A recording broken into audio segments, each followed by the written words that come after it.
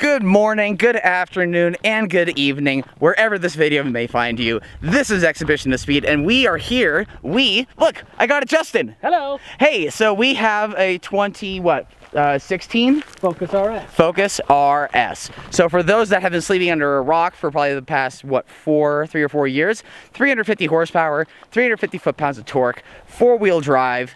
It is mostly front-wheel drive based, and through clutch pack that sends power to the rear. But it can't. Drift mode is what, 90? No, it's 70% to the rear. I take that back. It's a 70 rear, 30 front, and boy, is this thing just a hoot to drive. Yeah, so called by some as the hot hatch king, which we're going to talk about that. We'll, that's kind of a pretty bold claim. Yeah. So, regardless, you've got Brembo brakes, 19-inch wheels. It's set up in hot hatch form to just murder roads. And yeah, you can get pretty stupid. You can get very stupid with this thing. Really properly stupid. We'll insert some stupid clips right here. Right here.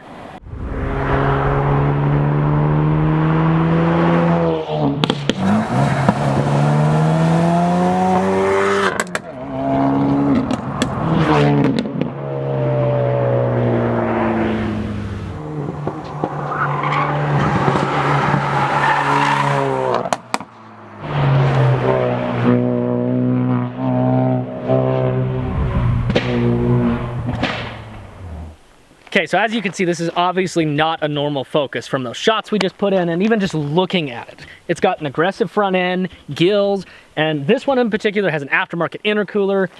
They kind of just turned everything up a little bit. I wouldn't say to 11 like some people would, but they definitely did what they could to make a normal family hatchback feel more race car. And they did a pretty good job overall. I don't think there's complaints with the styling, really. So, like Justin has said before, this is not totally stock. It looks mostly stock in this white paint job and normal body work, but it actually has an ETS intercooler in it and an ETS catback exhaust. The thing about how the ECU works with these cars from the factory is they like to make a lot of pops and bangs anyway. I actually drove one a couple years ago for about 15 minutes or so, and it was a riot. That car was bone stock, completely stock, and it was a lovely driving experience. But this one, not so much regarding the intercooler, but that catback exhaust.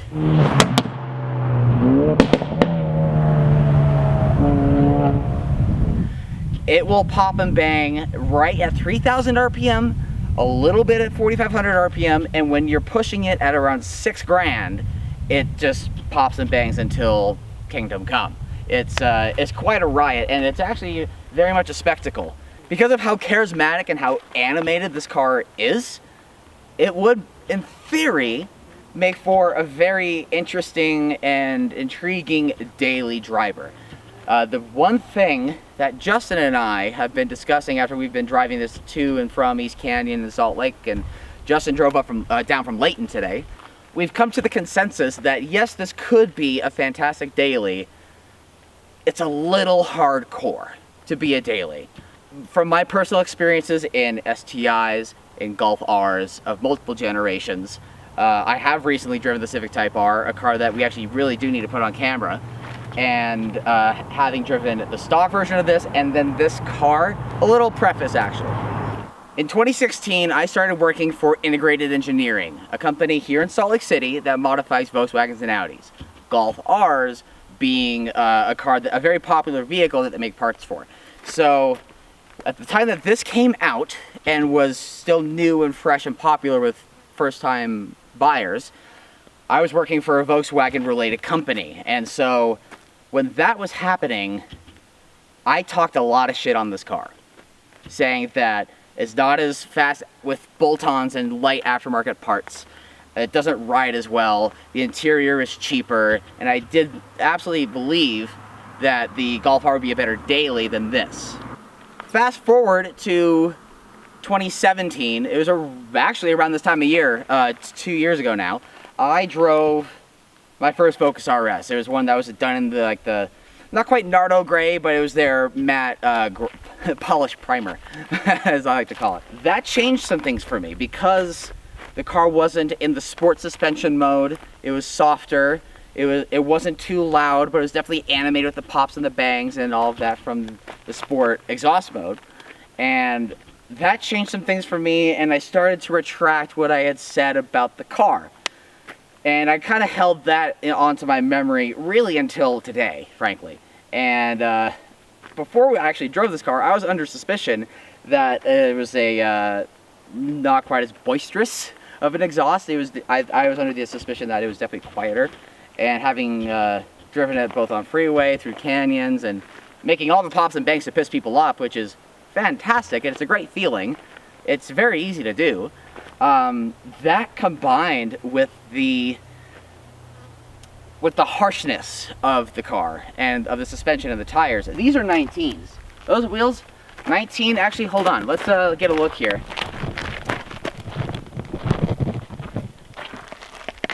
They are 235, 35 R17s. So the life hacks to get this car in more of a daily-able state are smaller wheels, bigger tires, and there's a set of KW coilovers. They ain't cheap. I want to say, I know Farrah got them on his Focus RS when he had his, and he didn't have to pay for them, but they were close to $5. We will put the actual price down here. Yeah, I'll find it and I'll send a screen cap. They were definitely not cheap. They work completely, and they're completely integrated with the sport suspension, like the button and all of the sport modes, and it works completely in harmony with all of that. But it it ain't your $300 race lance. There might be an extra zero in there. So back here we see a couple more of the elements that make this thing an RS and not just a Focus. Quite obvious, this gigantor wing on the top of the hatch. You've got this diffuser, and then on this particular car, as we mentioned, these fat exhaust tips. See? See? Now, despite the increases in girth of, well, almost everything, it has still maintained its integrity of the trunk and luggage space. We have 2 backpacks, 1 camera bag, slider, tripod, water bottle, spare camera, and still probably room for quite a bit more. We could probably fit 3 more backpacks or even a carry-on bag in there and still be just fine. So it still maintained that portion of its daily livability despite so much of it changing on, you know, the visceral side of driving it. So herein lies the problem, oddly enough. Yes, it's a practical car. Yes, it's quick. And yes, it's a visceral driving machine. However, for me and Justin alike, after my experience, both past and present, and with Justin's newfound experience with the Focus RS, there's a problem. It's too hardcore to be driven every day by us. Justin has a bit of a sensitive back and neck, whereas I'm just kind of picky on my dailies. And yeah, it kind of sucks because I love this car. We both love driving it. It's super fun. But even after just spending several hours with it today, you could definitely see how this would wear on you very quickly driving it day in and day out. If you live, actually, we were in Sugar House today. And if you've been on 21st South and around 11th East in Sugar House, no. Even in my Forester, it's rough. Let alone in a car on 19s and 35 profile tires. It's too much. It's honestly too much. But here's the thing though. These brand new were 40 grand before dealer markup and all that bullshit that we don't need to include really. Different rant. Side rant, yeah. Let's tune into the podcast if you want to hear things like that. Yeah. So you can find one of these things here for around 30 grand, clean title. They're in the mid 20s salvage title. So, but if you're going clean, 30 grand. For a car that would kind of wear on you every day. Mm-hmm. If you want to buy something for a toy, go buy a Lotus Elise. Go buy a $30,000 toy, something that's more proprietary, and something that will give you a higher return on investment with miles per gallon. On this side, you have the Camry, which is maximum livability. On this side, you have a 488 Pista, which is, you know, one version of maximum fun.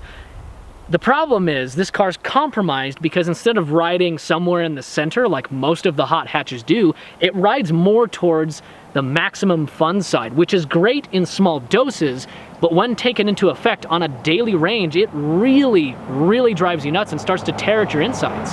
So tying it back into what Gavin was talking about, so we mentioned the aftermarket exhaust, which on this car doesn't drone. However, the tires, which on this car are the factory tires, as Gavin mentioned, are super harsh, and on uneven pavement that's not perfect, and maybe literally anything below 7/10, it's noisy. It is droney from the tires. It is bad. You know, it's not something that you would, want to be going around to the shops every day, have the kids in. You almost couldn't even have a conversation if that freeway is, more than 20 years old. It's bad. And so, as immature as my shirt is today, for those, if it's too fast, you're too old. For those reasons alone, we actually aren't as completely in love with it as I was hoping to be. Driving this car up in here in East Canyon, which is a beautiful road, where it's a beautiful day. I mean, look at this. It is gorgeous. It's a pretty great day that we're having. But I'm not as in love with this car as I thought I was going to be. I'm also not talking as much shade on it, and I don't dislike it as much as I did 3 years ago. I think what it really comes down to is you need to get out and drive one, because it's going to vary so much as to whether you like it. Me and him honestly couldn't daily it. It's a great car on this road, though. But it's a great car, to be able to do things like this. So if you live in an area with great roads, with great weather, this thing can handle. The canyons in Malibu, though, too rough. Yeah, way too rough. I wouldn't want to be living in Thousand Oaks and be driving this on like the Snake, or Latigo would be and wild. Even, the roads around the towns there are good, but once you dip down into the LA Valley, forget it. So you're really going to have to judge it for yourself as far as that's concerned. We wouldn't recommend it. Honestly, we really wouldn't. And I think very few people would actually be able to deal with it. So, closing thoughts. It is a great car at what it's designed to do, which is a slight ability to do the daily grind, and then on the weekend just let your hair down and light it on fire. And here in the canyon is fantastic. It's amazing. It's a wonderful experience. Can we recommend one as a daily? No. Would we recommend one as a toy? No, not really.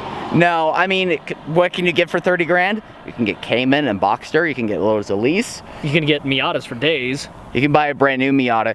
What you could even do is buy a used Miata. Yep. And then throw a supercharger on it. Oh yeah. Game over. Plenty more things you could get for 30 grand that would do the fun toy thing better. Yeah. So that's kind of where we stand with the Focus RS. Thank you all for watching.